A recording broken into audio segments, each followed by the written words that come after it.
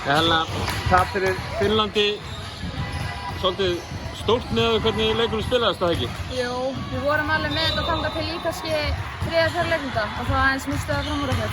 Við vorum svolítið að missa svona, þetta 5-10 stig fram úr, en þið gerðu það svo vel oft í leiknum að vinna það niður. Já, já.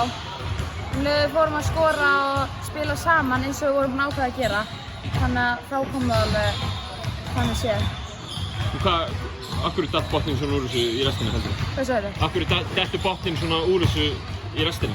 Ég veit það ekki. Ég held við höfum bara orðin seinast tilbaka og það er fljótar að hlaupa fram á okkur. Já. Og ég veit það ekki. Mjög ólíkir andstæðingar sem þið fá ég meina Ísland þetta var miklu betra lið en Ísland, ekki? Við vissum að þær væri sterkar og mjög athletic og sterkar, stórar og allt það og vorum alveg búin að undirbúa okkur fyrir það. Já. Þannig að þetta kom ekkert á óvart þess veginn, en já, við hefum getað klárað leikinn bara betur.